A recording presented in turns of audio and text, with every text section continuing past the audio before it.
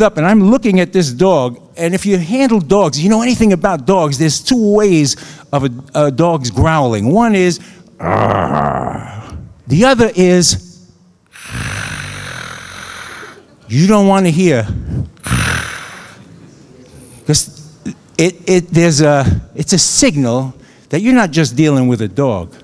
As I would find out, you're dealing with a dog that knows how to do serious damage. He's got that instinct. He's got that wolf instinct. And I'm standing at attention, and I have to tell you, I can remember every excretion that my body was putting out at that moment. I was terrified because that dog, that's what he was doing. And as our sergeant came down, and by that time I'd already been through what they call combat defense training. I was in security police. I had learned to react what the sergeant said you do. Do you understand? That would follow me right through the Justice Department, working for DEA in South America and Southeast Asia. That training, they love guys who come out of the military who follow orders, whose first loyalty is to the bureaucracy, whose first loyalty is not to you guys. Do you understand? You gotta listen to my show. There's an interesting show that is going to be on Monday I did with the FBI historian. And we talked about a certain kind of person who goes into an agency, a bureaucracy, a military, not really to serve, because he doesn't think much of you. He wants to be in this agency. He wants to be cloistered. He wants to be protected from you. He wants to have power over you. The wrong kind of person. Well, let's go back to me at this particular time when I was a perfect mold. I was the guy. And the sergeant is coming down, and he's bang, bang, go in. Bang, go in. Bang, go in. And what that meant is, no matter what that dog, that animal was doing, you sucked it up, and you stepped in. And I could hear dogs growling. I could hear dogs biting guys. Now you imagine, I would rather face a gun than a poodle. And I'm looking at this thing. And the sergeant taps me on the shoulder and he says, go in. And what I found out about myself was that either I was courageous enough to suck up all that fear, or I was a coward. And I couldn't say no to that sergeant. You tell me what the answer is, but I did step in. And what happened was, that dog stood about right there. And he continued to growl a couple of minutes that seemed like I can still hear the echo. And then I so froze that he got bored. And he went back into his little kennel house, you know? And I was empowered. Do you understand? I had this tremendous feeling of power, a high that no drug can give you. No drug, a personal little high that no drug can give you. Now, all these years later, one of the things that terrified me as much as facing a dog was doing this, standing up here and talking to an audience. And DEA, the Drug Enforcement Administration, this is during the Vietnam War, had a speakers bureau. And they wanted a volunteer to go out to Brooklyn College during the Vietnam War and tell the audience what an undercover narc does. Of course, nobody volunteered. We knew that you're going out there to be a target, to be derision, to be ridiculed, to be jeered, because the battle lines were clearly drawn at that point in our history. It was us against them. Do you understand? The Constitution that you swore to uphold no longer meant shit. You are now in a bureaucracy that defended itself against you. And I was part of that. But I was also ripped by this fear. I had to face this fear. And my partner was a guy, if you read my books, you'll know, my partner was a guy named Skippy Garcia. And Skippy and I, we didn't get along. We worked good together. We were a good undercover team. I played Mr. Big, he was the street guy, and we had informers. And that night, we had an informer.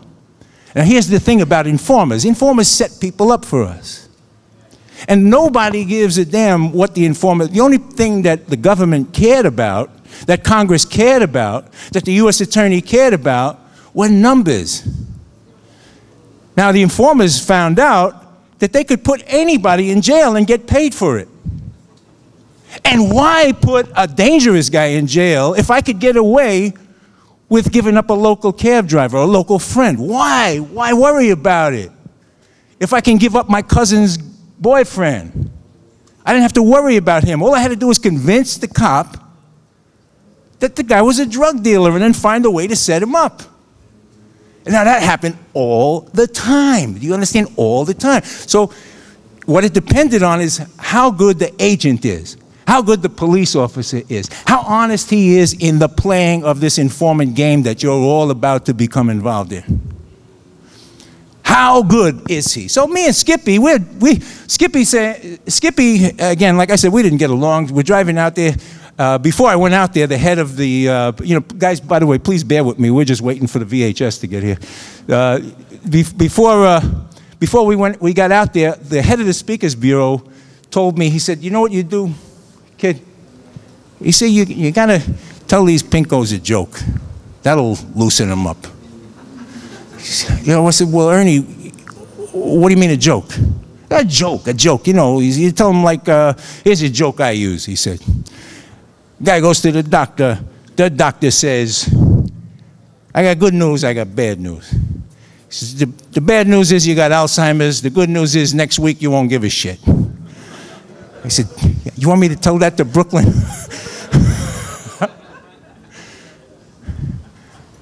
You want me to tell that to Brooklyn College? I'm terrified. And Skippy, on top of this, my partner, is saying, we got informers, we got cases, we're going to be up all night. Why do you got to do this? What are you doing? I don't never want to work with you. And I'm working with you, and I don't never want to work with you. I said, I had to face this fear. How do you tell people about these secret inner things? Now I cut to me in front of Brooklyn College, an audience as big as this, staring, jeering at me already, antagonistic. I could feel, and maybe rightfully so, I mean, I was an undercover narc. That's pretty scary to these people, but there I was up there vulnerable. Do you understand? I'm vulnerable. I'm up there, I'm a target. You can get rid of all of this aggression right now. And they were doing it. And all I'm thinking of is, joke. And I look over, and there's my partner, Garcia, just shaking his head, ready to slide under the chair. And there's a murmur and jeering, and now a professor gets up and he says, we have here from the Drug Enforcement Administration, undercover agent Michael Levine. He's going to tell us what undercover agents do. Oh,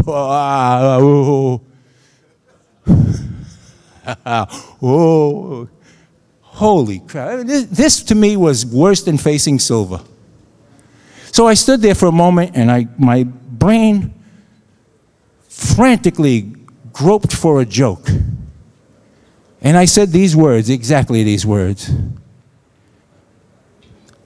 My name is Michael Levine, and I'm a special agent with the Drug Enforcement Administration. And before I can speak, it is a regulation of the Justice Department that everyone here has to be searched.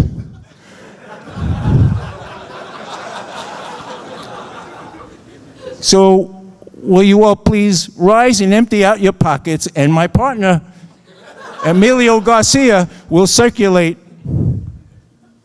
And I look over, and Garcia was under the seat. And there was a beat. And then everybody rushed for one door.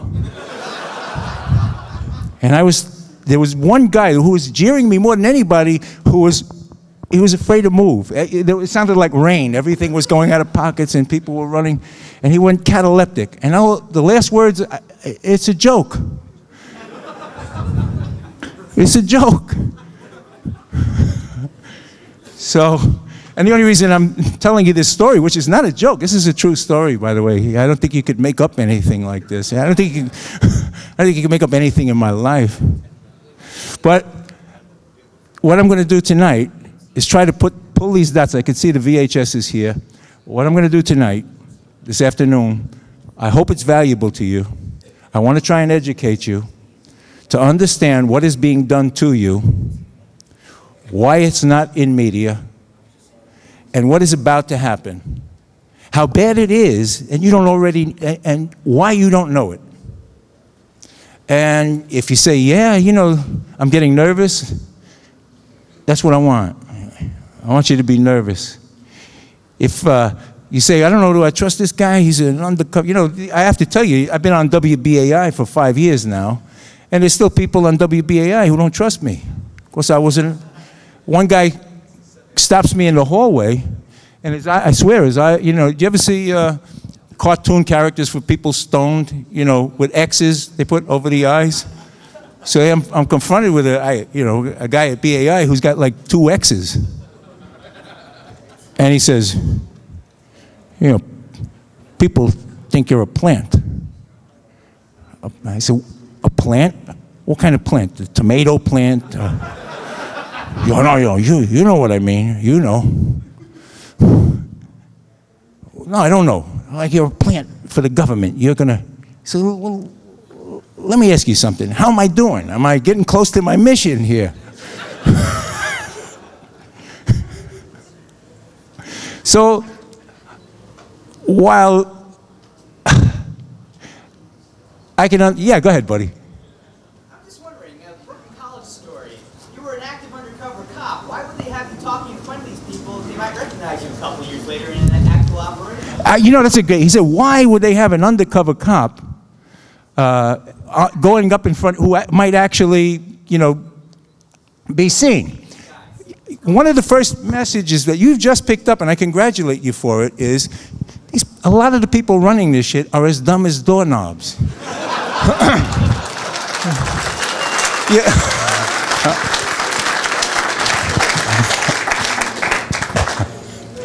It's a good question, though. You're absolutely right. You know, but yeah. Yeah, here it is. When you guys stop it when I give a signal, rewind it, and you're going to have to amplify this sound. I'm getting this thing improved. I apologize for it, but we're going to try and. The sound is a little low. I'm used to an audience of maybe 40 cops at a time, you know, with a 19-inch VHS, and so I.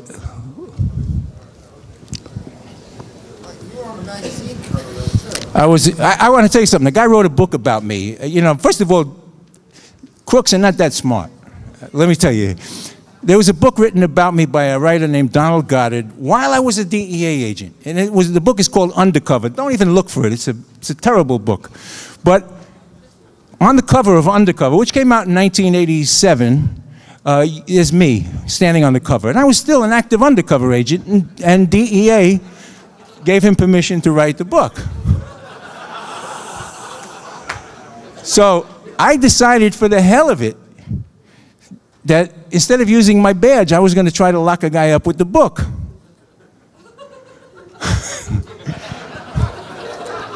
So I go out in Washington Heights, and I'm undercover, and I'm buying cocaine on the street. We had informers. Now again, we're informers. We had good informers. We had great systems to get informers. If you're targeting, and a lot of drug cases around the world overlap terrorism. So one of the things I want to tell you now, one of the reasons I went on the air is because we're beyond the point where left, right, whatever your political beliefs don't mean anything anymore. We're right at the precipice. We're right at the end game now. We're at a point where your politics aren't going to mean anything. That's how dangerous this world has rapidly become. I urge you to write down the website that you can hear all our shows for a week free of charge. If you want to join, you can download the whole archives for 4 years. It's expertwitnessradio.org. expertwitnessradio.org. Now, the reason I say that is because what I've tried to do is expertwitnessradio.org. What I've tried to do for the past 5 years is bring those few people from the inside who are willing to tell you the truth, who are willing to risk going against the bureaucracy and tell you the truth, and they're on the air. You can hear their voices live. And that's very, very important for you, because among the things that you will hear, where I brought 4 federal agents on with 100 years experience in CIA, FBI, DEA, all overseas. All these cases overlapped into terrorism for years. And we predicted in November 1998 the World Trade Center disaster. You can hear the voices yourself. November 1998, we predicted it. We said it was going to happen. You hear the voices yourself. Now, we had the kind of intelligence, a really good intelligence operation, and that's what I'm going to try and show you now, will get the information before it happens. Here's the situation. We don't have any audio from the tape, and we're probably not going to have any audio from the tape. All we have is video. No, it's okay. We'll get it hooked up. I just found out that the light bulb's playing audio. Put a mic on top of it. Okay. Great. Yeah, if you put a mic on it, that'll be better yet. You know, yeah. Talking. Okay. Keep talking. Yeah. Yeah, please. And I'll give you a signal. Just stop it, because you know.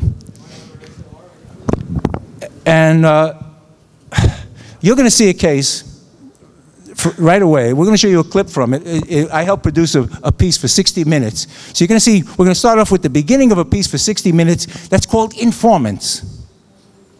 And we're just going to show the first part. And then after this is, at the end of the presentation, I'm going to play the whole piece. It's that important for you. It's about an 11-minute piece.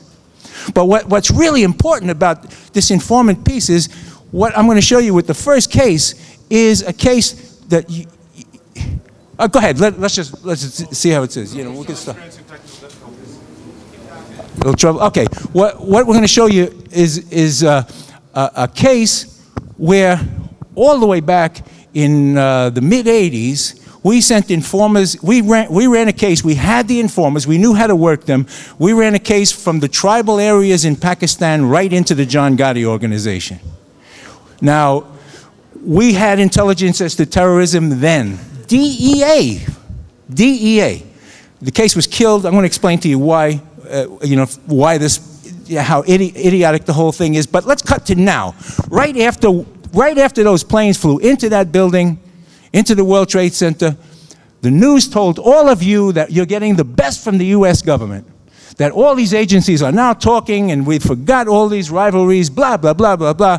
24 hours later, I got a call from DEA agents who had worked in Afghanistan, who said, we have informers, and we called the FBI, and the FBI said, we'll call you.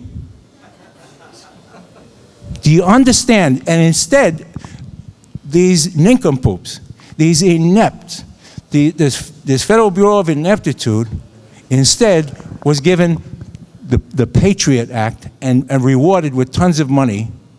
And I had a poster I had out there before, and on the bottom of the poster, it said, you guys, if you want it, I'll pass it out before the night is over. On the bottom, I had originally put, this poster may be in violation of the Patriot Act. Beware. I thought that was a joke, but my sweet wife, Laura, said, please take it off. And you know what I thought about it? And I realized that her fear is justified. Her fear is justified. You recognize? Can you guys see that, or should we? Okay. So all we need is sound, and it looks pretty good.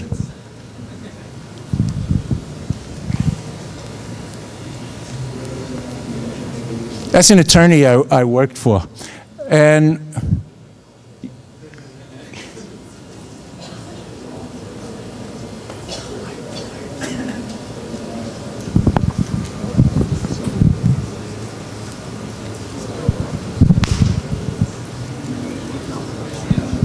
how are we doing, guys? All right.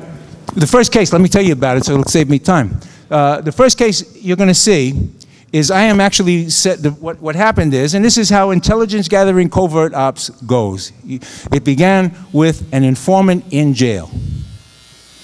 The informant in jail calls me. He wants to work. He's serving 30 to 40 years or something like that for heroin trafficking with Pakistanis. He's an Italian. Why are you calling me? I ask him. He said, I heard about you. I heard that I can trust you. I said, well, what can I give you? Because informers work for something. I said, I can't get you out of jail. He said, well, I want whatever money I make goes to my wife. So now, this is very important. The man knows he cannot get out of jail. Now, me, as an informant handler, I know that. And it doesn't, these guys don't care about their wives. It doesn't matter to them. But I know something is wrong, but I'm playing my cards correctly. You wait, you listen, like the KGB said, you trust and verify. This is from the book Deep Cover, by the way. Road, cut down trees so that our plane can land. Yeah, you can rewind. Guard our drug plane.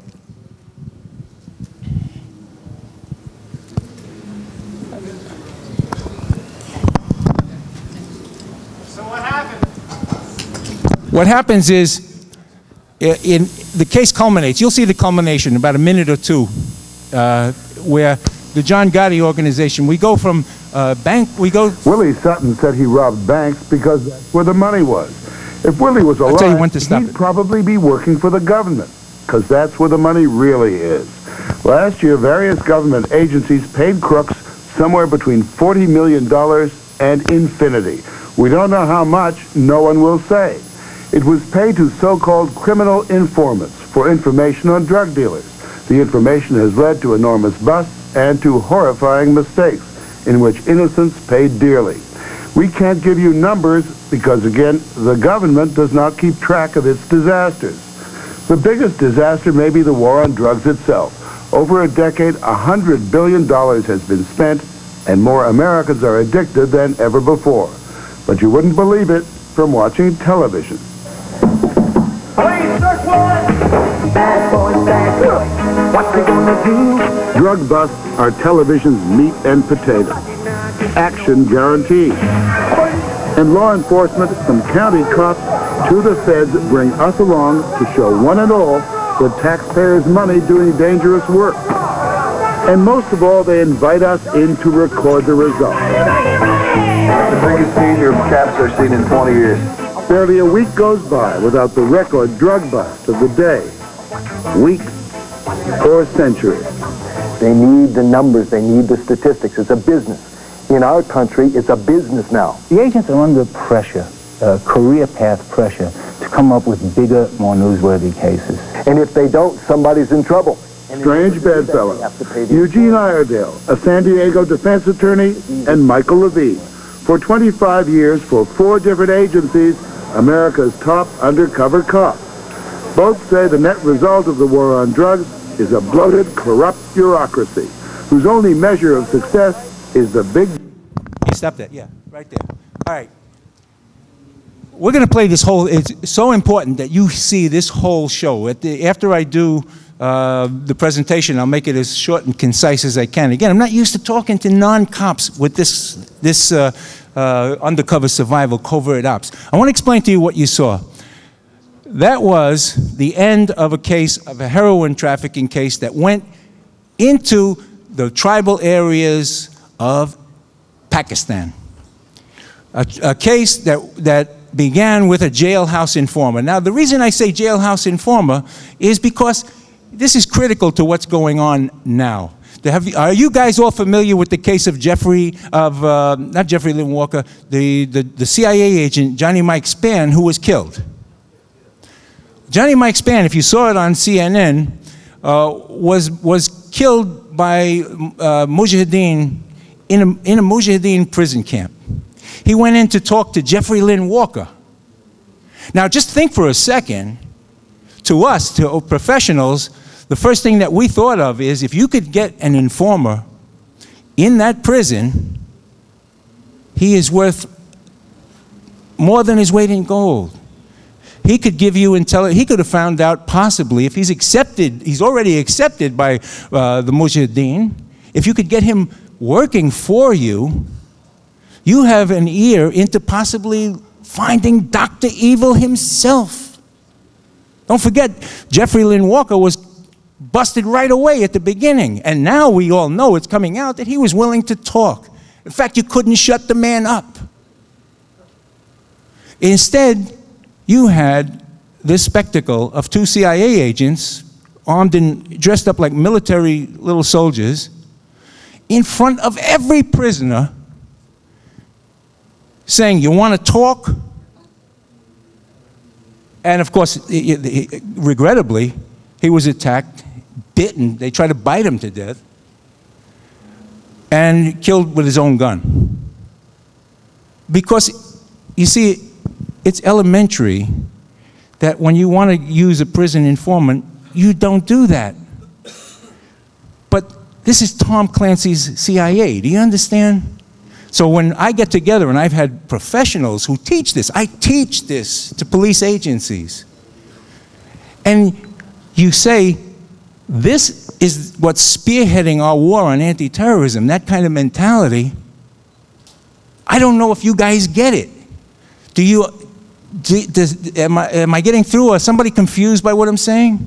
Because the next step is, these are the guys who are now given, as a reward for this amazing ineptitude, the giving away of what could have been the best informer we ever had. And, you know, I did a show right after this happened and said that if I was Johnny Spann's family, I'd sue the CIA for reckless endangerment, reckless homicide. To send a man in to do something like that, every New York City cop knows that that's insane. But that's Tom Clancy's CIA. That's the people our Congress has no oversight over. That's the people who are, at this moment, doing peace talks. They're everywhere. They're rewarded. Do you understand? And it's going to be to all our detriment. To all of us. And it's going to manifest itself in what is going to happen to everybody, to our Constitution, under the regime of these amazingly inept people.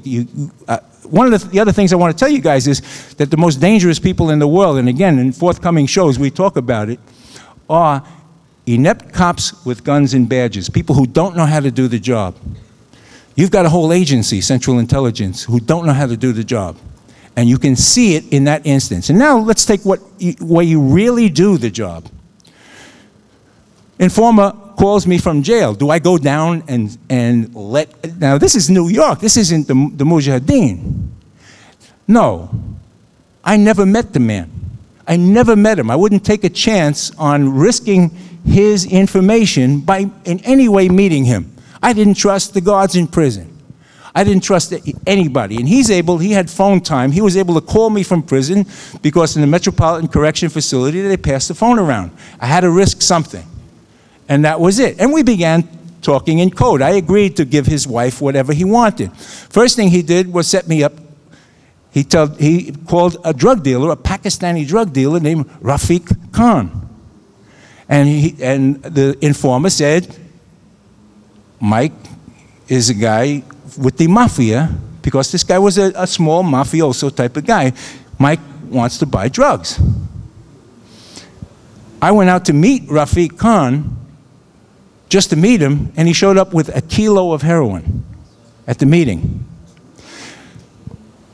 From this meeting, I then got a Pakistani courier. It'll take all night just to tell you this story, but my Pakistani informant, I sent him to Pakistan using Rafiq's information to connect with the sources in Pakistan. In Pakistan, DEA agent, the man living in Islamabad, was able to use the information we had to monitor and surveil and electronically record our informer from New York as he traveled these tribal areas making drug deals. And what they picked up was also terrorism.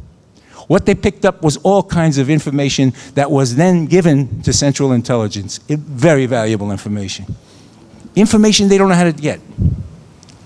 Now, Back to New York it comes, and the case culminates where I become, in that photo, what you saw is me posing as a Pakistani. No kidding. And me posing as like I said, these guys are not that bright.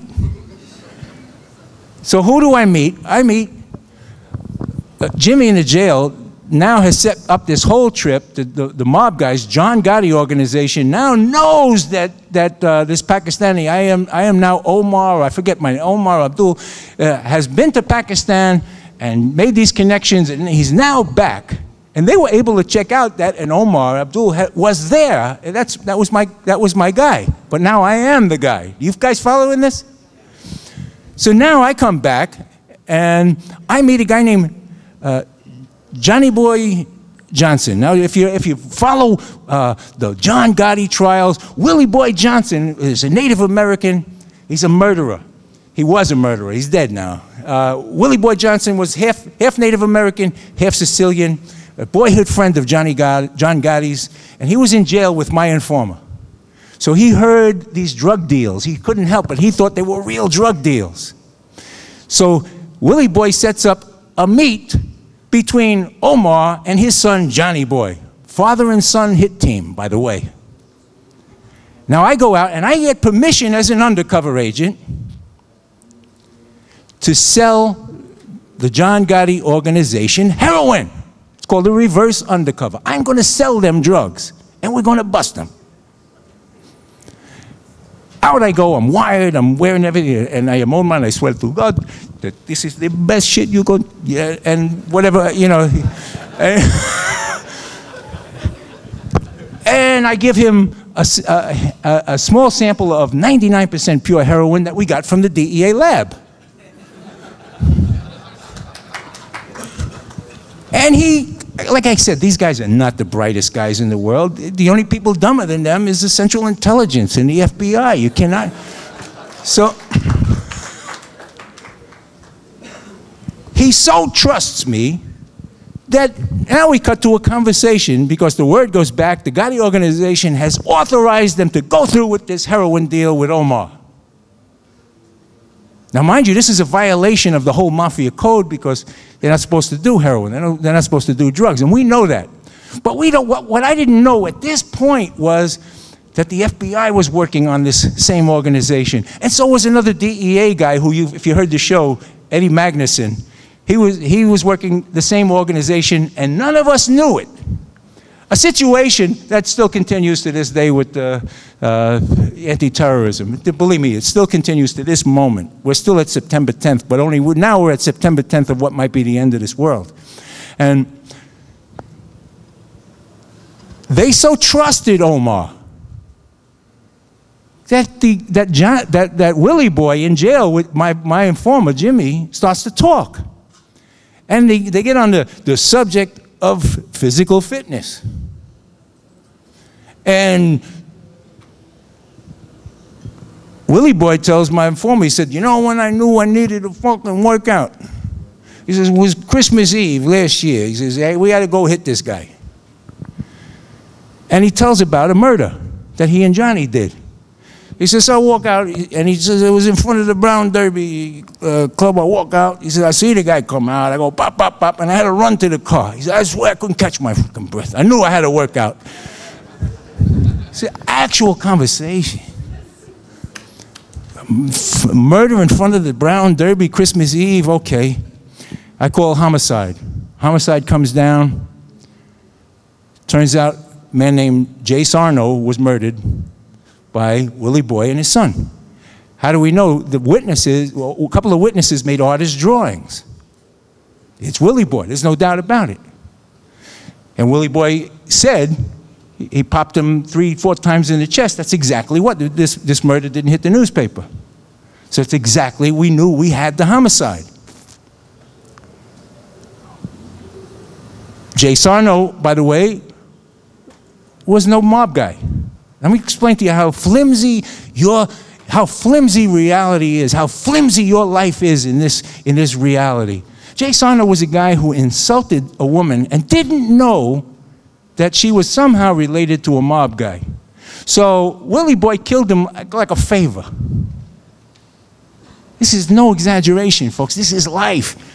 He wanted to impress this mob guy, so he and Johnny went out and killed this guy Christmas Eve with his family right in front of the Brown Derby club in Brooklyn. Dead, murdered. That's important that this sinks in, that you understand this.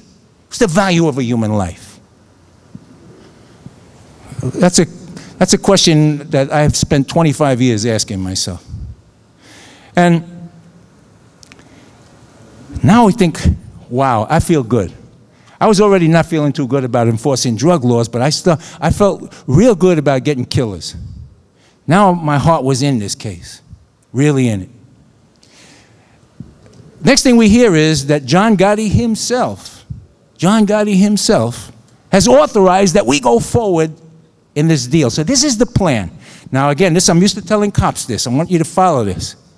The plan is that I am going to sell Johnny Boy Johnson a kilo of heroin for $100,000. And I agreed to take $50,000 out front and get the rest. Now, we're not going to give him real heroin. What we were going to give him is what's called sham heroin, fake heroin. Heroin that if you're in the business of buying heroin, you're buying dope, most of these guys do not take the dope. They're professionals. So what they do is they test it chemically. They test it with a heat thermometer. They test it in every way possible. And sham heroin, chemically, will react like heroin in every way except it won't get you high. So our plan was to sell them a kilo of sham heroin and follow the bag right into, we thought it was going to go right into the Bergen Hunt Club where John Getty's headquarters, and then take them all down. What a case. Again, being professionals, there's a certain routine you follow to protect your ass from getting shot. And that routine is called pre-surveillance. So that video that you saw, we don't have time. I have the whole video, which runs a half an hour, but you take my word for it. My men went out to the hotel right next to JFK Airport. It was the Sheraton, and that's the parking lot of the Sheraton. And they were out there an hour before I was supposed to meet them, and they arrived a good hour before I did, which is not like a mob guy. Why? Because they were setting up a trap to kill me. Now I'm going to ask a question after this. I want to see if you guys can figure this out. They were going to kill me. Now think about this. My informer in jail, who I'd never met face to face, knew they were going to kill me. Do you understand? He knew they were setting me up to kill me. The question is going to be, why would he not tell me? What would he gain? But let's go back to what happened. Let's see if you guys know how to think like cops. Let's see if you guys know how to think unlike FBI and CIA. Now, I go out, and what you saw, if you see the whole video, you'll see me. My men picked up this trap. Johnny Boy setting his guys, separate car, 2 men with guns. And the DEA used this tape, by the way, for many years to train undercovers. It's called one way in and no way out, because that parking lot had one way in and no way out. Now, what they had set up, and you could see it on the video, was a perfect trap. I was going to go in. They were going to make sure I had the drugs somewhere near me and give me the money, whatever they had to do, and then kill me, take it all back. Because I was Omar. To these guys, and we got this on audio tapes, to these guys, I was a raghead. Fucking difference does it make? You understand? I was some raghead who they were going to do. And that's the value of human life in this world that we're now living in. Now, as I'm driving out, my men are telling me, across the parking lot, there's men. We already videotaped through the thing. We can see they have guns. It looks like you're set up. Now I changed the plan. I said, I want to get more conversation on the murder. So this is what I want you guys to do. I said, the minute they move, you move. I don't want it to be a race for my life. And give me a chance to get this guy talking about the murder. I want to make sure he goes away for it. And what you saw, I don't know if they showed it, if you saw the whole video, which we don't have time, you'll see me talking to him with one leg out. I'm wearing bell-bottom pants, way out of style, because I carried a 9mm automatic on my ankle, and the bell-bottom pants concealed it well. And I'm trying to watch these guys across the parking lot, and I'm talking, and it looks like I have a beer can in a glass, but what I'm doing is I'm getting him to talk. And he's nervous, and I'm waiting for that trap to close. And when the trap does start to close, my men move in and stop it just in time, and the case is over. And we were able, one of the things I learned, by the way, that might interest you guys, is as an undercover agent, I found it interesting, was that when you're scared shitless, you can't fake a Pakistani accent. It's impossible. You come out like a berserk Jamaican. You know, oh man, because I have the tape, you know. But none of it would matter as it would turn out. So we bust them, we take the guns off them, we get the plan. We have enough to charge them with murder. We have enough to charge them with attempted homicide of a federal agent, conspiracy to traffic in drugs. We have enough to charge Willie Boy, Johnny Boy, everybody. All charges were dropped. All charges were dropped. You're wondering why, huh? Well, first question is, why would the guy, he knows I'm going to be killed, why would he not say anything? Anybody figure that out? That's I don't think so, as a favor to the mob, because that wouldn't get him out of jail. Yeah.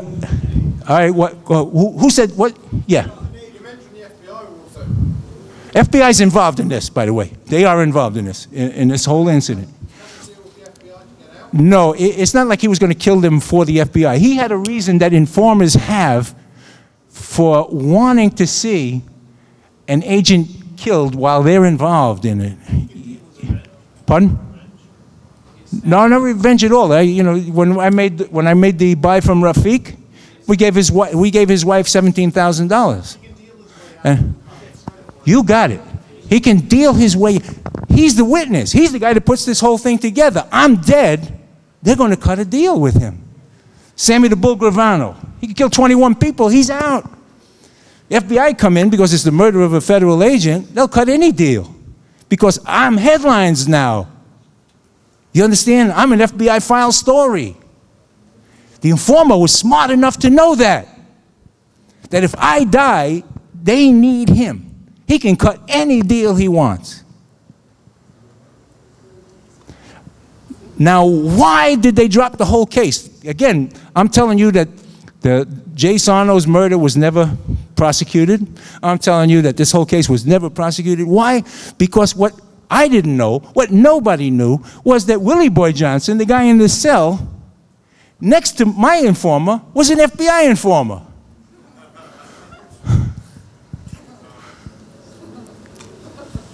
So the deal was, you can't burn Willie Boy because he's going to testify for the FBI against John Gotti. And they used that wedge, my case. Bottom line is, John Gotti killed Willie Boy.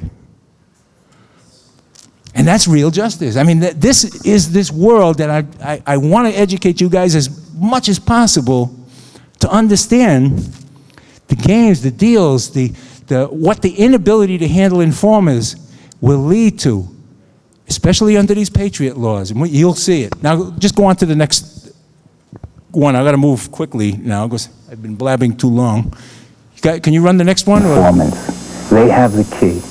So it's a quid pro quo arrangement. You save our agency, you help us convince the American people that this drug war really works, and we'll get you off whatever charges we can, almost enormous amounts. Interestingly enough, invariably paid in cash. I would say that the career path for an informer, a criminal informer, is a lot more lucrative for that of an agent. Where do you see it now? Does pay. Did you guys hear that? Okay. the career path for a criminal informant. Cooperation from the Mexican authorities on drug cases? Not in drug cases, no. Zero, flat out, no cooperation? No. It's very frustrating when you know where the landing strips are just south of the border, just a few miles, when you can track the planes all the way from Colombia, see them land at ranches just on the other side of the border, see the dope being loaded onto trucks and so forth, and not be able to do anything about it. We've been told that not only do the Mexican authorities look the other way in drug cases, but they actually escort dope smugglers into the United States. Is that true? That has happened, yes. The reason, of course, is money. Mexican police and soldiers are paid very little in salary and are easy targets for bribes. That is exactly what this man did, former DEA agent Mike Levine. He bribed the grandson of a former president of Mexico in an elaborate sting operation. Levine promised the man, a Mexican colonel, $1 million if he would allow a plane full of cocaine to land in Mexico. The sting was videotaped by the DEA and chronicled in Levine's book, Deep Cover. He came up to the States in his Mexican colonel uniform to show me that I was dealing with the bona fide Mexican government and that I could count on Mexican military protection for my drug plane.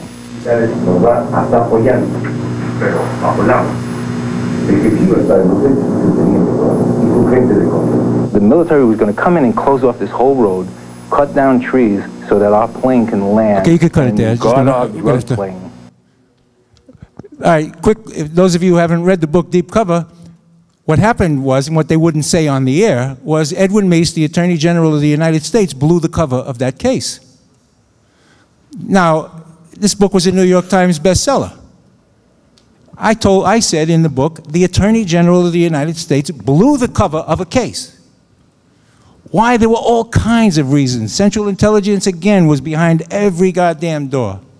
The life of undercover agents meant nothing to these other interests, which permeate everything around 911. These other interests were more important. And very stupidly, again, the Central Intelligence, as inept as they are, were backing informers who were using the CIA like condoms to do it to America. The Condom Intelligence Agency is what they're...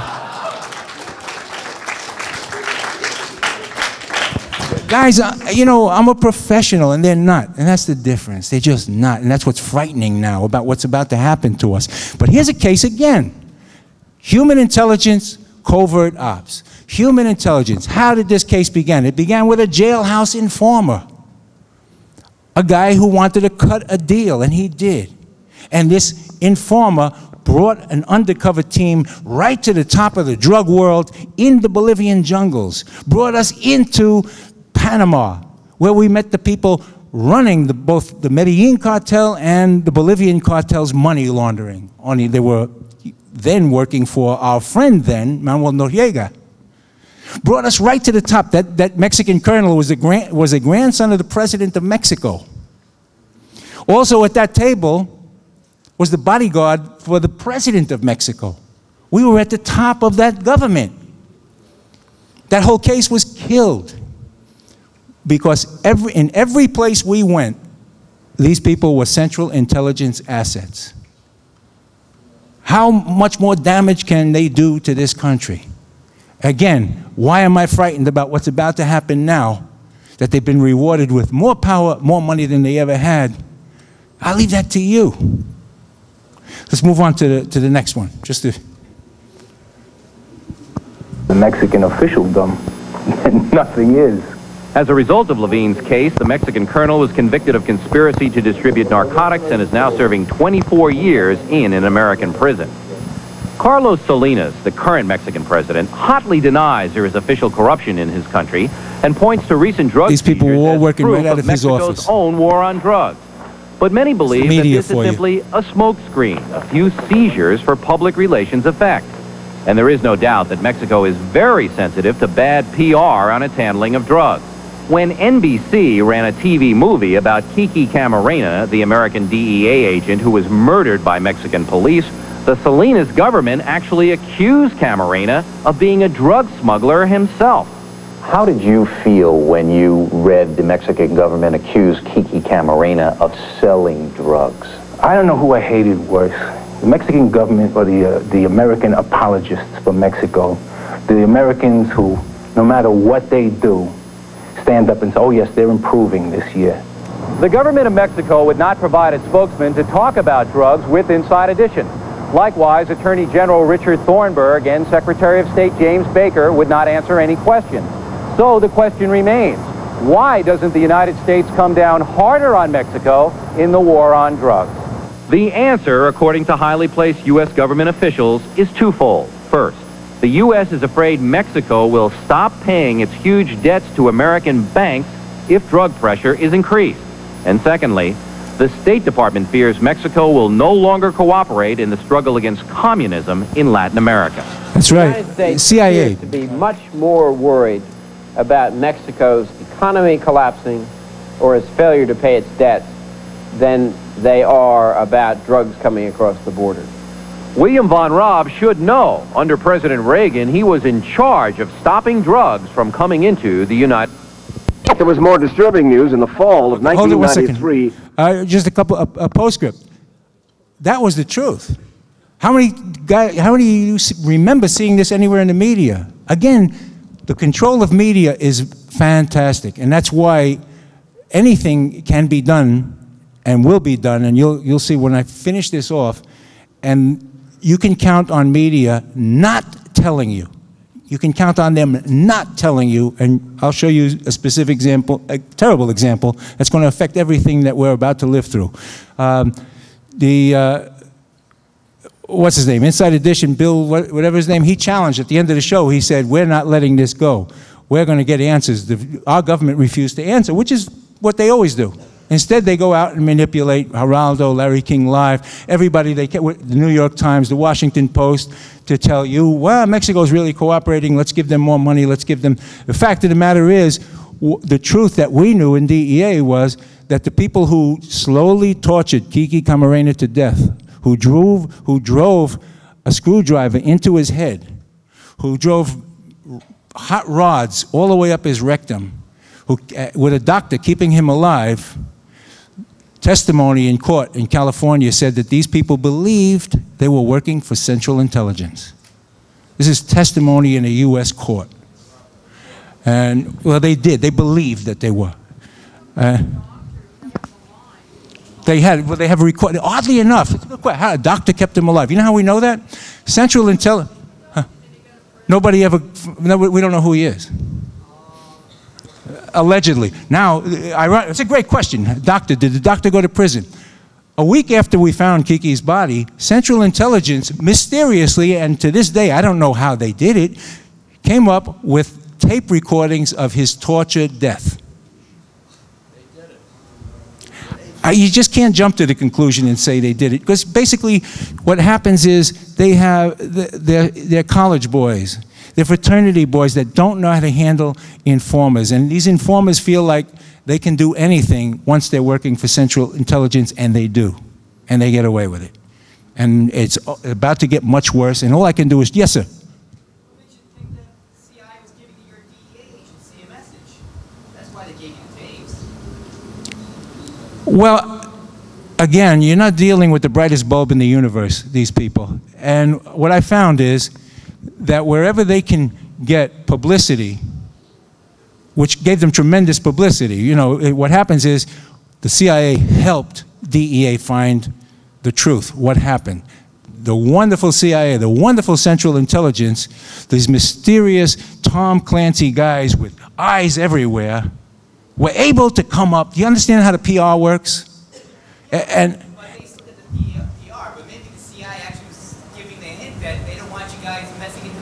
oh, they don't. I mean, just the fact that when we hit the top of the drug world in this thing called Operation Trifecta, and in one tape-recorded conversation with one of my bosses, when he told me the CIA is in this in 4 countries, I knew we were in trouble.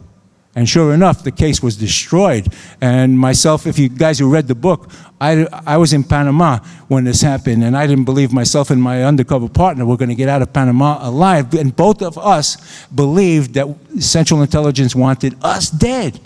I never thought, you know, part of what I try to do with the show is get frontline people to come on and give you evidence that I know would stand up in court. That's why I urge you to go on to the website and you'll see a paper I did called I Volunteer to Kidnap Ollie North. And what you'll see in that paper is evidence that was shown to Congress. You know, Ollie sues every damn body. Now, I'm telling you, as a court-qualified expert witness, I value what I say. I have to, because I make a living. I don't make a living doing this. I make a living going into court and testifying as an expert against some of these cases.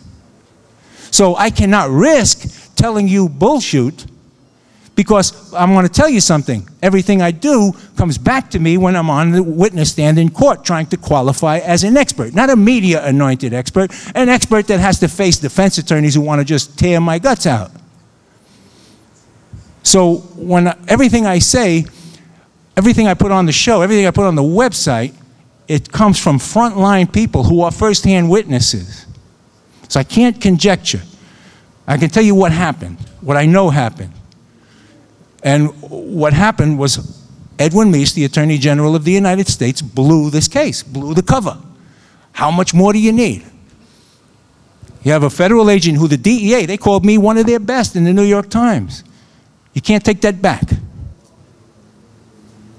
And I'm saying Edwin Meese betrayed all of us. But that's just the beginning. And the only thing this serves as right now is to show you the mindset that you don't know about. A mindset that is prevalent now. A reward. The reward is given for those who keep their fucking mouths shut and live up. When you raise your hand, when you go to work as a federal agent, a covert agent, a CIA agent, you take 2 oaths. One oath is to defend the Constitution and you guys. The other oath is to defend the secrecy of this bureaucracy. And the first lesson you learn when you get out is one directly contradicts the other. Because the first thing you're sent out to do is to violate that Constitution. The second lesson you learn is that those few of us who come forward and say, this is wrong, we pay. We pay big time. When you had Colleen Rowley, one FBI agent out of 25,000, come out and say that the joke in the FBI was that FBI headquarters were moles for bin Laden, the joke is on us.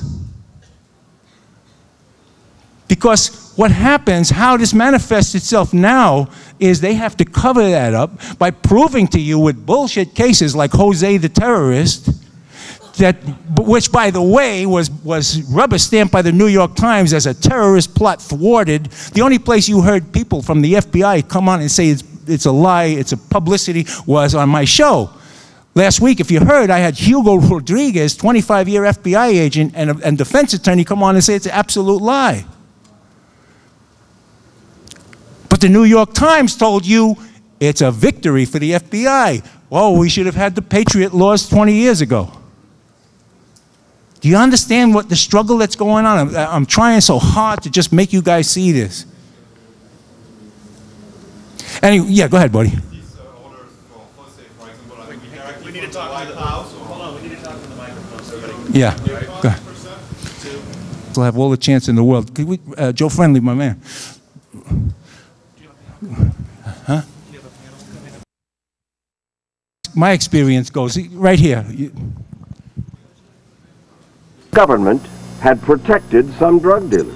As officers in the narcotic war, we saw the political choice made, up close and personal. One example, Levine said, was during the Nixon administration when he was about to bust a major source of heroin. And I was stopped cold, because that source were our allies in the Vietnam War. Levine said this was not an isolated incident, that it had happened many times in his 25-year career. If it was a question of supporting people who supported our economic and political philosophies in other parts of the world, and they happen to be drug dealers, as most of them are, we supported them and we protected them. We protected them by looking the other way. And the drug dealers had another ally in the war: money. That it has a corrupting effect whose tentacles extend virtually everywhere. About the Moussaoui case.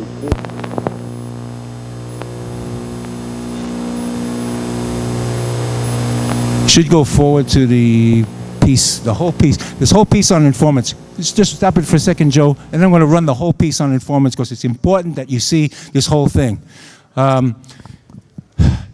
That case that you saw, Bangkok, Thailand, we go to 1971, during the Vietnam War. I'm sent undercover again, using an informant who is in jail.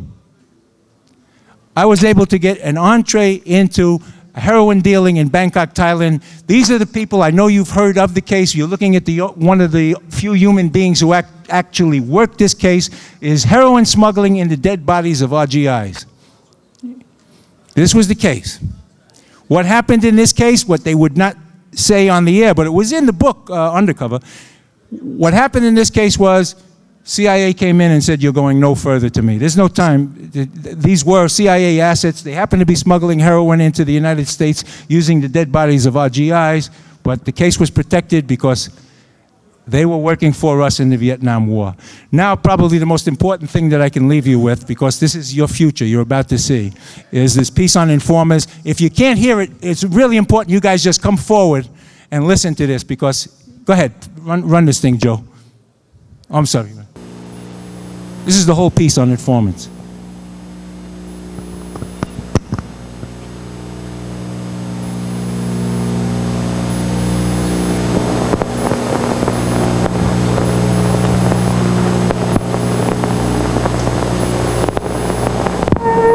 Billy isn't very bright. What is our responsibility?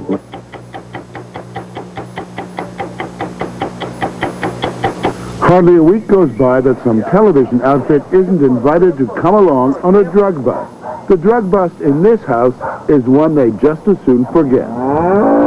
This retired farmer and his wife are just two of nobody knows how many Americans the government has to apologize to every year for treating them as the criminals they aren't and never were. Imagine 8 masked men, guns. Storming through the house, and I kept asking, what have we done wrong? I says, we don't hurt anybody.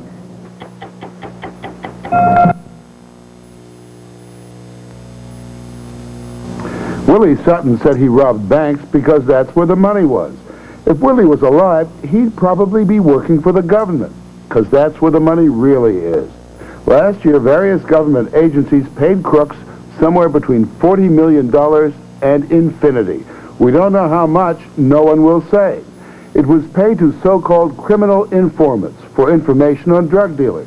The information has led to enormous busts and to horrifying mistakes, in which innocents paid dearly. We can't give you numbers because, again, the government does not keep track of its disasters. The biggest disaster may be the war on drugs itself. Over a decade, $100 billion has been spent, and more Americans are addicted than ever before. But you wouldn't believe it from watching television. Police, search warrant! Bad boys, bad boys. What's they gonna do? Drug busts are television's meat and potatoes. Action guaranteed. And law enforcement, from county cops to the feds, bring us along to show one and all the taxpayers' money doing dangerous work. And most of all, they invite us in to record the results. The biggest seizure of caps I've seen in 20 years. Barely a week goes by without the record drug bust of the day, week, or century. They need the numbers, they need the statistics. It's a business. In our country, it's a business now. The agents are under pressure, career path pressure, to come up with bigger, more newsworthy cases. And if they don't, somebody's in trouble. Strange bedfellow, Eugene Iredale, a San Diego defense attorney, and Michael Levine. For 25 years, for 4 different agencies, America's top undercover cop. Both say the net result of the war on drugs is a bloated, corrupt bureaucracy, whose only measure of success is the big bust, the show. The key to that show are criminal informants. They have the key. So it's a quid pro quo arrangement. You save our agency, you help us convince the American people that this drug war really works, and we'll get you off whatever charges we can. Almost always paid informants. Paid sometimes enormous amounts. Interestingly enough, invariably paid in cash. I would say that the career path for an informer, a criminal informer, is a lot more lucrative for that of an agent. Crime actually does pay. Most exciting game in town. Bill is not his real name. For 8 years, he was one of the government's favorite informants. Neither he nor his handlers will say how much he was paid. We do know it was plenty. For example, a $700,000 airplane like this one, a gift from the U.S. government. The Justice Department says during those years, as a pilot, he was also running one of the biggest cocaine rings in South Florida. He's in jail for that, facing possibly 10 life sentences. Were you running drugs while you were working for the government? For profit, for yourself? It's pretty difficult to infiltrate these operations and without associating or being involved with drug trafficking or drug traffickers. Did the government know everything that was going on, every step of the way? No. Bill says that it's on the record that agents gave him carte blanche to do whatever he wanted. Like many informants, he, rather than agents, often seemed to run cases. If an informant is slick enough and knows how to play the system enough, he can cleverly manipulate these people around and get them to violate their own rules and regulations. We just seem to benefit each other, myself and the government agents. The benefits to the government were busts. The benefits to Bill, according to the government, were this house on a private airstrip in Florida, at least 4 airplanes, and a ranch in Montana. Not every snitch gets to be as rich as Bill, but they all share one common quality. They are pathological liars. 7 a.m. Northern California, last Thanksgiving weekend. The information that we received was that there was a drug lab in the process of cooking narcotics. An informant had tipped off the Stanislaus County Sheriff's Department about a drug lab operating from this remote farmhouse. There supposedly was a biker type described as tiny, 6'5", 280 pounds. Armed with a search warrant and ready for battle, the SWAT team moved in. Inside the house, Bill and Marion Hosselman were getting ready for breakfast. I looked out the bathroom window and I seen these 2 pickup trucks parked across the street from our home.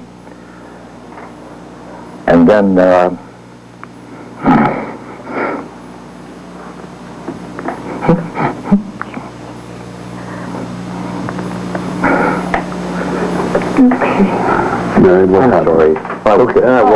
I walked to the front door and I seen these burly shadows standing there. The SWAT team identified itself and demanded he open the door. I says, I'm not letting you in. I don't know if you're telling me the truth. I don't know who you are. You could be robbing me. I says, I won't let you in. So I asked my wife, call 911. Before she could get to the phone, the SWAT team battered down the door. Can you imagine 8 masked men, guns, just getting hold of both of you, and one taking him one direction, one taking me the other direction. And then one of them put his hand across my face, the other one knocked my feet out from under me, and I fell to the floor, and they were storming through the house. And I kept asking, what have we done wrong? I says, we don't hurt anybody. For an hour, the Hosselmans were kept on the floor at gunpoint, their hands cuffed behind their backs. They listened as the SWAT team searched their house. All I could hear these people say on their little radios that they have attached to them was negative, negative, negative, negative. One group of guys had you inside. There's another group came out here. Yes, and I thought to myself, oh, they're going to break another door down. So this is the door that they battered in. And you can see... Oh, they sure did a job on this one. They did an excellent job. And my grandson... An excellent search, maybe, but the SWAT team found no drugs, no drug lab, no 6'5" biker. Just a set of toy trains and a terrified retired couple. 5 days later, they were still trying to overcome the trauma. And 5 days later, the Sheriff's Department was still red-faced. Under Sheriff Crawshaw had the unhappy task of trying to explain why the informant was believed. Well, specifically what he corroborated was, of course, the description and the location of the house. The fact that there was a motorhome behind the house that couldn't be seen from the road. He described the dog that was at the house. This is the vicious killer dog you were supposed to have. Yes. This dog and 2 Rottweilers. I never heard of a Rottweiler. The Hasselmans also have no idea who the informant might be, and the Sheriff's Department will not tell you. What's your best guess in hindsight, that he concocted the whole tale? Yes. I just hate to think what would have happened if the couple had been more panicked and went and reached for a gun. I agree with you. I hate to think of that. I was treated like a criminal for almost 2 days after this happened. In the emergency room, I can remember hearing conversation around me, and I remember somebody saying he was involved in a drug bust. Don Carlson is the ultimate straight arrow.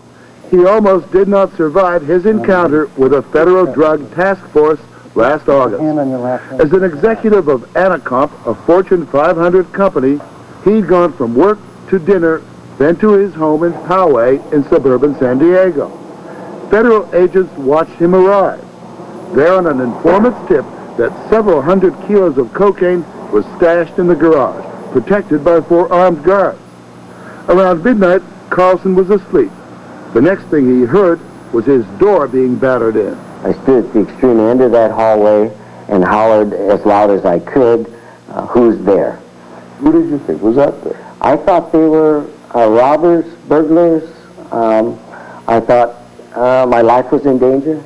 And still no identification? Nobody ever communicated with me that evening, period. Carlson panicked, tried dialing 911, then went for his handgun. Returned to the hall, and a bomb went off, something police call a distraction device. And I fired twice at the front door. Then what? And then I'm hitting this leg, and I returned. He staggered back to his bedroom, dropped his gun, and collapsed. Twice more he was shot. As he lay bleeding on the floor, Carlson was handcuffed and shackled. I thought I was in the middle of the worst nightmare I had ever experienced. And I do remember wondering what the hell this was. I did not know. I mean, I couldn't fathom it. The feds were having their own nightmare. The same informant told them of another stash. So while one group of agents was breaking into Carlson's house, another group was breaking into this house a few miles away, and they too came up empty. But the results were a lot less tragic. There was nobody home. In fact, the house was vacant. So far that night, the government was batting 0 for 2. In some disarray, the agents picked up their informant, Ron Edmonds. He said, somebody just got shot, and it's your fault. I said, hey, what? He said, somebody just got shot, and it's your fault. Somebody got to pay for it. Ron spoke to a San Diego television station shortly after the raid. At the time, his identity was still protected by the government. The night of the raids, his government handler was not amused. They claimed that I said at the office that I just picked our house randomly and told them to go in it. Oh, no, no, no, no. There's a lot of things I might have said, scared as I was, but I don't think I necessarily said that like that. It should have been clear by now that Ron was unreliable. But the very next day, agents confronted Tony and Michelle Jones. Ron had accused them of being major smugglers. And at that point, I was just in what you might consider a complete state of shock. Especially so because she herself is a deputy marshal, whose husband had met Ron at a gym. The cops searched the house and found nothing. The third phony accusation in 24 hours.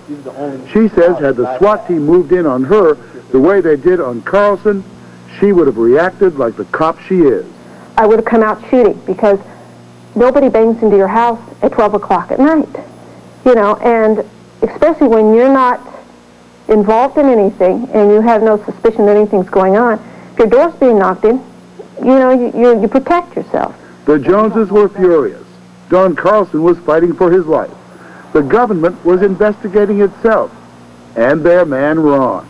He was a small-time crook with a record a mile long, and a small-time snitch for the Hillsborough County Sheriff's Department in Tampa, Florida. When he moved to San Diego, he went big time as a federal informant.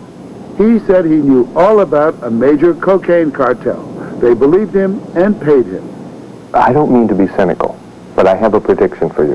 What they're going to do is they're going to indict this informant, and they're going to try to lay it all at the door of the informant. They're going to accuse him of doing everything wrong. Right. 2 months later, William Braniff, the U.S. Attorney, made a statement. Today, a federal grand jury indicted Ronald B. Edmonds on 25 counts of making false statements in a matter within the jurisdiction of the government. As is clear from the indictment, it is the position of the government that the entire cocaine conspiracy relayed by the defendant was false. It's clear from the search warrant and other documents that the government did virtually nothing. Almost no investigation to corroborate Ron's claims. They substituted one dubious man's word for old-fashioned police work. That blunder will scar Don Carlson for the rest of his life. He will have only limited use of his right arm and leg. His lungs have not returned to normal. He is, of course, suing the government. You must be a terribly bitter man. Morley, I am not bitter. Early on in the hospital, when I was struggling for my life, I told myself that I would not become bitter over this when what I needed to do is work towards getting my health back and getting out and getting my life back together. At the same time, I understand that. Stop a second? Sure. Yes. And Ron Edmonds, the informant, well, he's been on the run since the end of January when the grand jury indicted him. Now, I helped 60 Minutes produce this.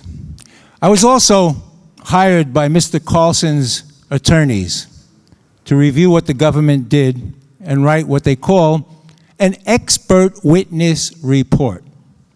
I did this for the Justice Department. I was trained to do this, to review what police officers and agents, how they handle informants. And I'm going to tell you what I found that was not put on 60 Minutes. I found Ron Edmonds told a multi-task force. When we talk about task force, we're talking about DEA, Customs, the San Diego Police Department, Bureau of Alcohol, Tobacco, and Firearms, Immigrations, and they had a brand new SWAT team, by the way, that they had just trained. And let me tell you, they're training like crazy now for the Patriot Law, like absolutely crazy. These guys who set up and sell special military equipment to police agencies are doing the biggest business of their life. The stock market's going down, but the armament of police agencies in this country is going way up. Now, what I found was, and I read their own reports, that Ron Edmonds, who could speak no Spanish at all, no Spanish, convinced these federal agents that he had been accepted by the Medellin cartel. And I'm talking about teams of 30, 40 agents, and he then went on the payroll.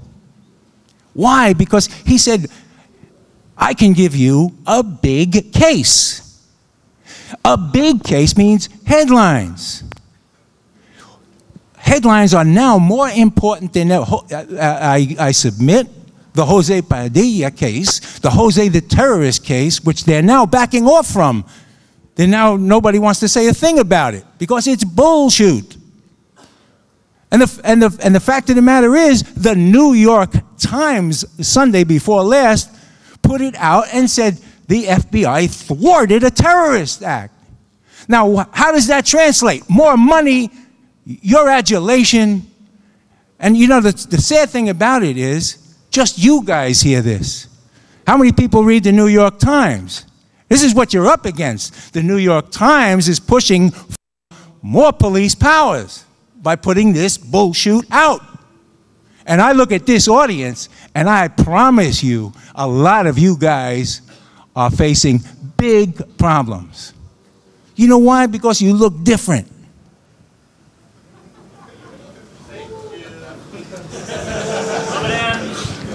You are no longer the mold. You are, do you look like guys who would vote for the Patriot Act? You guys are in trouble. So that's why I agreed to come out here and talk to you guys. Well, anyway, the bottom line with Carlson, I know you're just dying to hear. What they left out was I reviewed these reports and found that these guys didn't do a thing to corroborate him. They kept him on a payroll. He came in and he made allegations, not against just the people you saw. He made allegations against 40 or 50 people, all of which were duly put into the computer, and it's probably still in there. You guys know what the NATIS system is? Any of you? In the NATIS system, which means that probably to this moment, when you're investigated, or your name, if Ron Edmonds made your name up and it's in the computer, you now have a reputation for drug trafficking on the basis of him. Nobody takes this shit out of the computers. This system doesn't work that way. You're in. You don't understand the power of what's being done to you, do you? Well, I read, I hope you do after today, I reviewed 5,000 pages of reports. What I found was there was no such thing as a United States Constitution to these officers. There was no such thing. They took the man's word for it. They went to court, wrote down that he's a previously reliable informant, when in fact he was no such thing. The agent who was running the whole operation, the DEA agent, said, this is bullshit. We don't believe this guy. We threw him out of the office. So the informer, being smart, knowing the system, knows that there's competition for headlines. There's more competition now than ever before. But he knew then this is just the drug war. This isn't the Patriot war. This is the drug war. He knew that if DEA threw him out, he could go to the FBI. He knew he could go to Customs. He knew he could go anywhere. And now, here's what happens. Where Congress said, CIA and FBI, you got to get along. What that set up is informers, if you don't want to take me FBI, I'll go to CIA. And one isn't going to insult the other. And that's what happened here. Ron Edmonds was thrown out of the DEA office because they said, you're a liar. He went over to Customs, and the Customs guy said, I believe him. The DEA boss, who wanted to get along with Customs, because you can't afford the publicity of the two agencies fighting each other like they do every day, said, you go with Customs, let Customs run it. So all of these DEA guys who know the guy is a liar went along with it. With perjury. The night before they put on that paper, the warrant, that he is a previously reliable informant, the agent running the case and his wife, who was the chief of the criminal division in San Diego, discussed whether they should polygraph the guy and decided, no. You understand the difference? If you're thinking in one moment, maybe we should polygraph the guy, and then you decide, no, let's just call him on a court paper that gives you the right to break into a house with machine guns, which is what they did. And the case that happened was one of the agents, a DEA agent who had just come back from the jungles of Bolivia, crashed through the door, did a combat roll, and emptied a machine gun and hit everything in the room but Mr. Carlson. That's what you call a no-knock warrant. Bottom line is, my report said that these people should, had I been doing this report for the Justice Department, as I did, I'm trained to do this, had I been doing this for the Justice Department as an inspector of operations, I would recommend that these people be indicted from the U.S. attorney on down. That U.S. attorney is now a judge. She is now a judge. The agent was steadily promoted ever since, because I'll tell you what happened. The U.S. attorney, Berenson, his name is, he was a Clinton appointee. You know, Republicrats, whatever you want to call it, there is no difference. And a Clinton appointee went up in front of the cameras and he said, the agents did their job. The system failed. And most of you guys believe that shit. That's why I'm here. You believe that, don't you? The system failed. What does that mean? The system failed. They gave Mr. Carlson $2.7 million. They classified my reports. I recommended indictment, perjury, classified my reports. That's the untold story of what you just saw. No, they don't use national security. A federal judge, all he has to do is a court-ordered secrecy. That's it. It's over. And when they head U.S. attorney, they have the power to classify. You classify top secret. Top secret has to be national security, but you can classify up to secret without it being national security. And who in the press is going to go after this? Who? You think the New York Times will? You think William Safire will? You think Larry King Live or Geraldo is going to do anything? WBAI. That's all. What can we do? Well, okay, I'll tell you what, right now, what you could do. I brought with me CDs. Now, one of them I'm going to tell you about, because it's the only place you're ever going to hear this. 1993. 7 months before the World Trade Center was blown up the first time, the FBI had an informant. His name was Ahmad Salim. He was an Egyptian policeman. He had infiltrated the group that was planning the bombing 7 months later. Now, for some reason, the FBI boss didn't like the girl, female agent, who was handling Salim. So he assigns an FBI agent to basically fire this guy. But what this guy didn't know, and if you took Informant Handling Human Intelligence 101, you would know, is you don't talk on the phone. So this informant immediately outsmarts the FBI agent. And he tape records this phone call. And on the phone call, you will hear the informant say, "We're already planning the bomb. This is World Trade Center 1. We're already planning the bomb. You fire me for $500 a week, they're going to blow it up, and all these people are going to be gone, and you won't know where they are." And that's what happened. But you don't know that. The only way you know it is from me. There's no excuse for you not knowing it, except that mainstream media would not put the story out. It's that devastating. And what happened on the FBI files, on news and stories, and they are now in history books as having thwarted additional plots by solving the World Trade Center bombing. How did they solve it? The guy they fired for $500 a week, they went and found him and paid him $1.5 million to help them solve what they could have stopped. Do you understand? And you don't know it.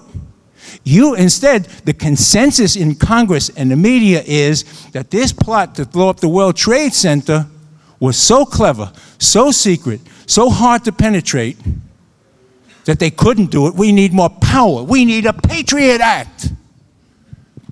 But the fact is, when you hear this CD, they had the whole case like on a CD-ROM. I mean, the Three Stooges would have done it better. Boop, boop, let's get it. I mean, the guy was planning the bombing. And they fired him.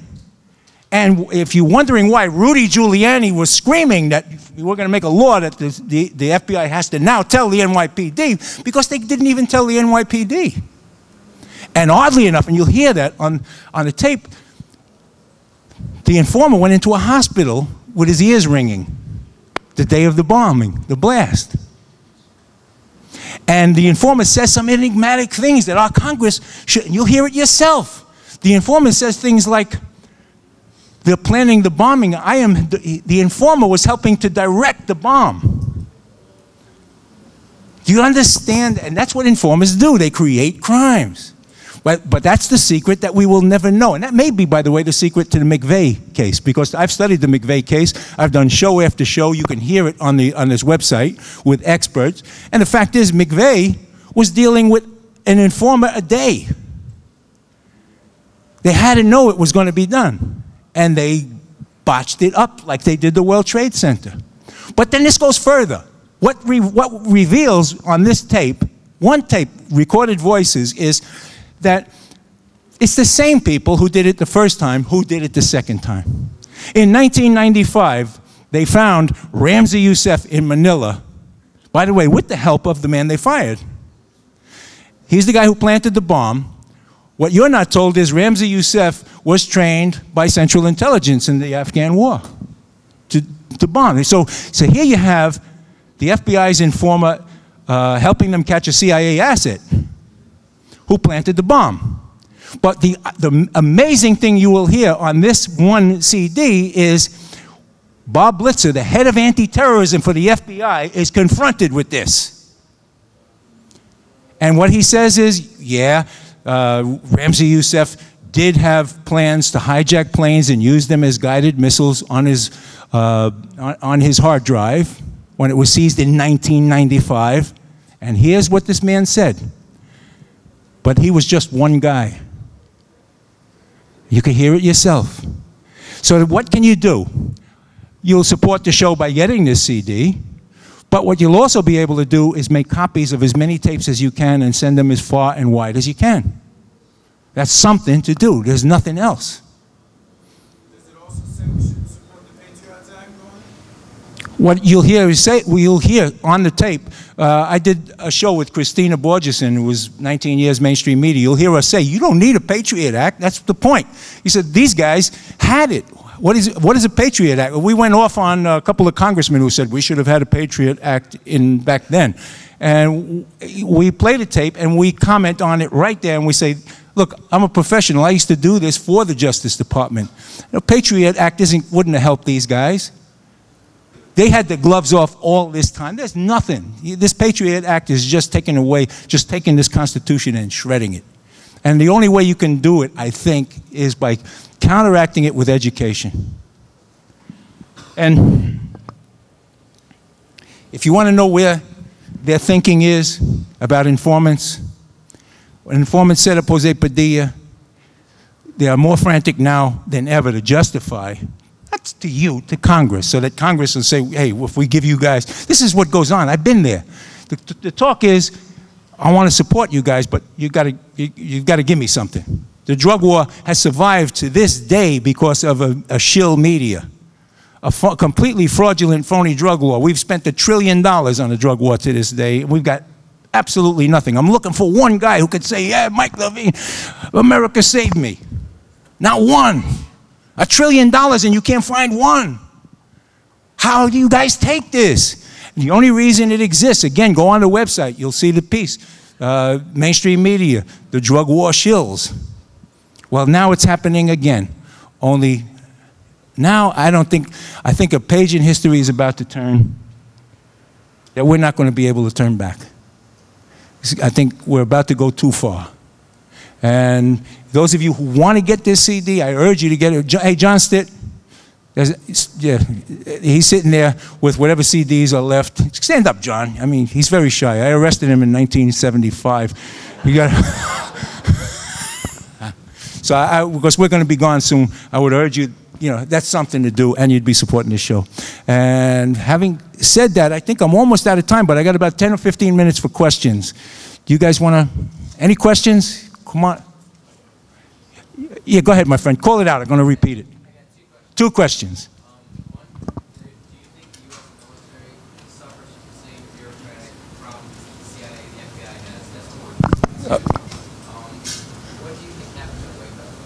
Oh, Waco, again, go on the website. I did 10 shows on Waco. Waco was a murder, an assassination. In fact, I had the people who did the movie that was nominated. I had them on my show 3 times to put their research on. Waco was an out-and-out murder. It was a media-planned extravaganza that was run by bureaucrats who have just don't know how to do the job. They put people out who are professionals. Again, you're running a system where professionals who know better, because they're trained, like I try to go back and tell you that, and their experience is such that you don't turn against the bureaucracy no matter what. You're in this, the bureaucracy loves you. The bureaucracy will take care of you. You be loyal to the bureaucracy, not to you guys. Not to you guys, because there's no reward for being loyal to you guys. And that's what happened in Waco. In fact, I have friends. I served in ATF, and I had friends who wanted to come on the show and talk, but not about Waco. But I got a few people to come on and talk about it. You got to go on the archives and see it. The military, yeah, same thing. But military's worse. These guys, yeah, it's just it's worse in the sense that you don't talk. You don't hear military guys coming forward at all. Yes, sir.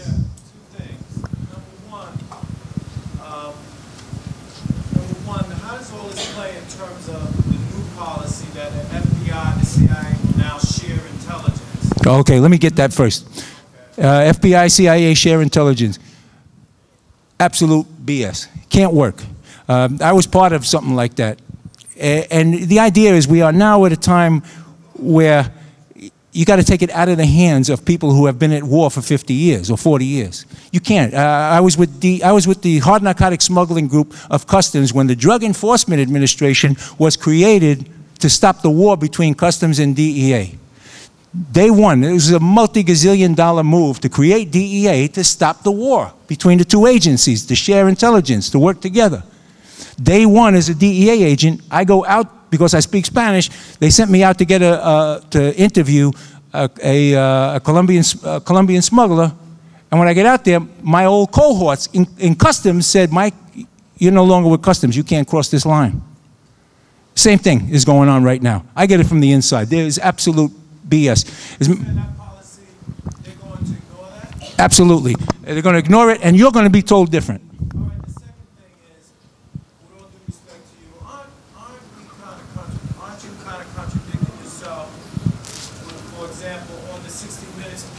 About how informants are pathological liars and the negative of informants. Yeah.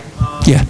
But then you tell us on this CD that you have informants telling us about the crimes before they happen. That's not what the CD. What the CD has is the informant tape recording the FBI agent. It speaks for itself. I teach. It's a great question, and I'm going to explain to you what happens. You need informers. There's no doubt about it. But what you need are professionals who corroborate informers. The KGB had a wonderful expression, and it was trust but verify. What we have are a bunch of college boys, fraternity boys. One ex-CIA asset described them as fraternity boys with guns and no honor. But they don't have, if you have people who really have no training, no expertise, no talent in that area, and you put them out with a gun badge and an informant, you're going to get Carlson cases. So it's a tough, one of the things I've said over and over on the show is there are certain people who can handle informers, human intelligence. They have that magic. No amount of money can train you to do it. No amount of power can train you to do it. You might be able to. You might be a guy who sits down and you can do it. I don't know. I'd have to see you work. That's what we have to find to put in, put that in their hands. There is no way of getting away from the informant system. But what it has to be is in the hands of professionals who are rewarded for protecting us, not jamming it to us. I hope that, yes, thank you. Yeah, okay. Yes, sir. Mike, have you ever met John Stockwell? Yes, I have. You never had him on the show, that's what I'm wondering. Yeah, I know. I don't recall, whether I tried to get him on the show or not. He and I appeared together on a couple of things years ago. Yeah. Yeah, Joe. Can you shed any light on the Sudanese offer to give U.S. information about Al-Qaeda? Sudanese offer? No, I can't. I can't. Yes.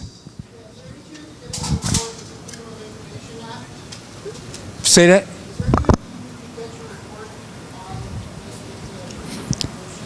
My reports on which report?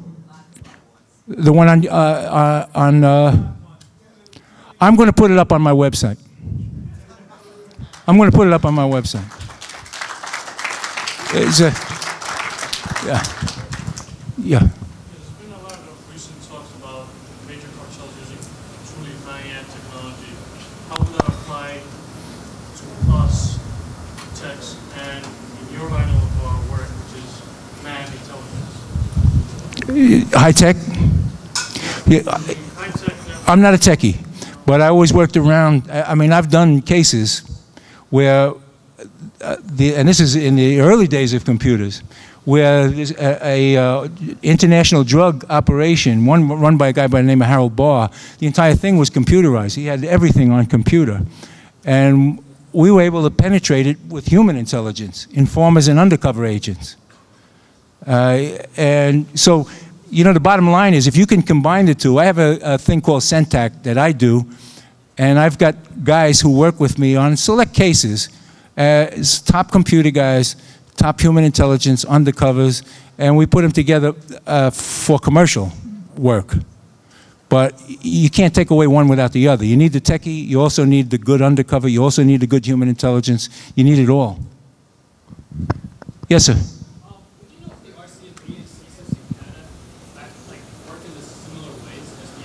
Yeah, oddly enough, I still I teach at the Ontario Police College. I teach to this day at the Ontario, and every now and then CSPS comes. They send guys in to monitor my class. I have to tell you what he's talking about. You Canadian? Okay, he's talking about the Canadian CIA. Now I'm going to give you an odd thing. I was teaching undercover survival and informant handling at the Ontario Police College. Unbeknownst to me, there were men from the CIA, the Canadian CIA, monitoring my class. And the following happened. Do you remember when CIA bombed the Chinese embassy? Okay. Everybody, you know, most of these listeners and most people are so sold on this agency having these devious, sneaky, Machiavellian plots that they all were looking for some logical reason, you know, some secret reason that the CIA would have for bombing the Chinese. And one guy said to me, Mike, CIA was bitch slapping the Chinese. I mean, I said, you know, my work is really cut out for me. Bitch slapping a nation with a couple of 100 million army, nuclear strike force, bitch slapping them. Whoa. If it's true that they were bitch slapping the Chinese, then we got to take away their bitch slapper for good. Because they're going to. So here, I get a source, one of my people who called me because I'm cheaper than a psychiatrist. I'll go on the air with it. Calls me and says, this is what happened. CIA had an informer in Kosovo. Only thing is, he was a double agent. He was really working for the Serbs. And he came in to his CIA handler and he gave him a coordinate to hit. He said, you hit that coordinate and you're going to kill a bunch of Serb military. And it worked. They killed a bunch of Serb military. Now he came back again, maybe did it 2 times. The 3rd time he did it, this is such an elementary trick. The 3rd time he said, you're going to have to hit right away or you're going to lose the opportunity of killing, and there were a couple of top officials. And the CIA shot their gun, and the coordinates were the Chinese embassy. Now, I say, you sure? He says, Mike, that's the gospel truth. So I'm in Canada, and I'm telling the story to policemen because I was teaching informant handling. And I said, I can't verify it. Now, at the end, one of the guys from CSPS comes up, and he tells me, introduces himself. And he said, I have a question for you. How did you know that? That's supposed to be top secret.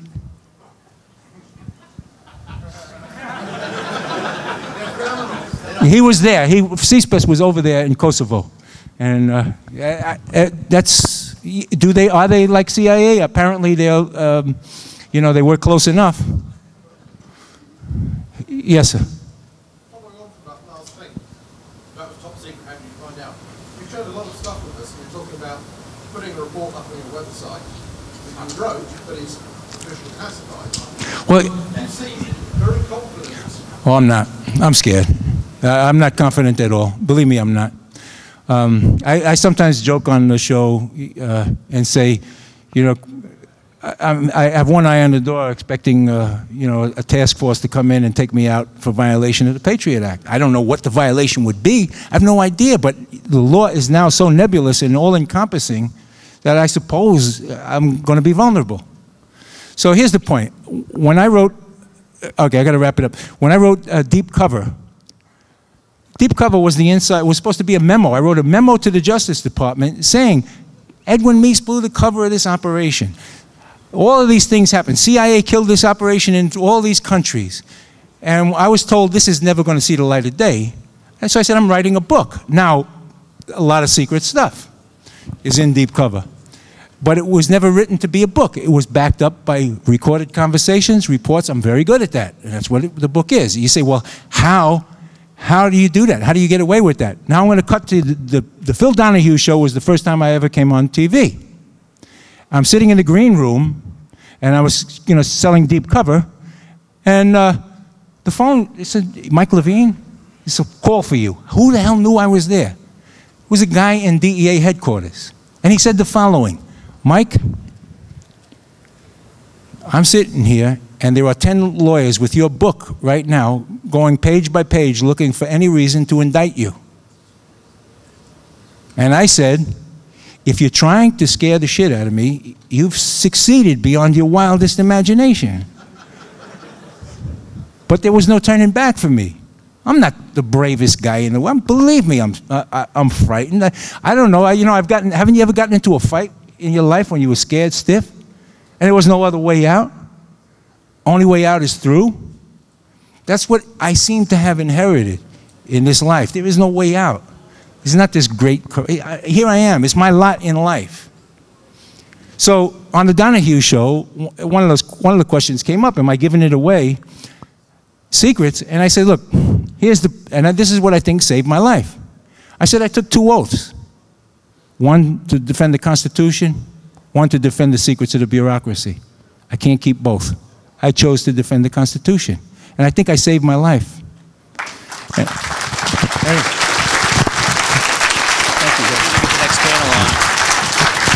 We're done. Say goodbye to everybody. Yeah, guys, I'm leaving. Thank you so much for all of you.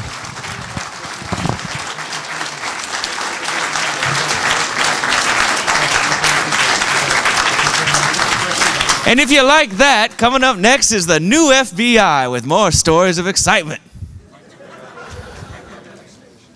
We have a panel of several people coming up. A lot of people have been waiting for this panel. It's going to be excellent.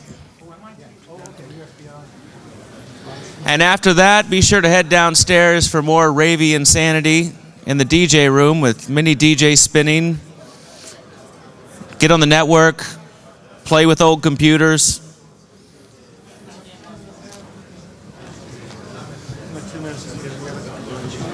We're going to start the next panel in about 2 minutes, so if you need to go to the restroom or go change the tape and your secret microphone that you've got taped to your chest, please do so. Thank you. What?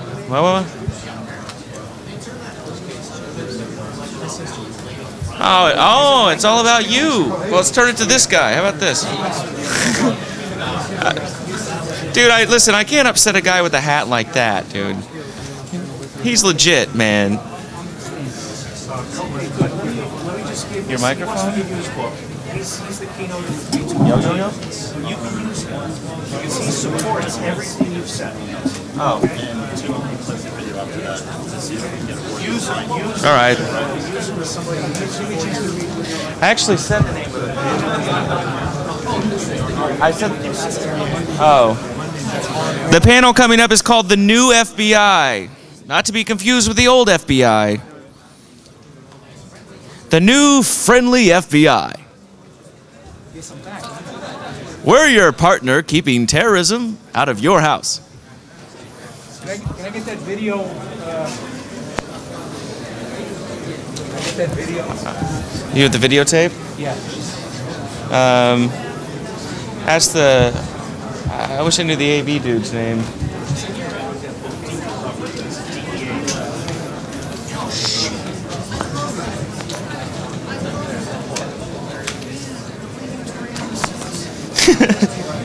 It's like old home week here.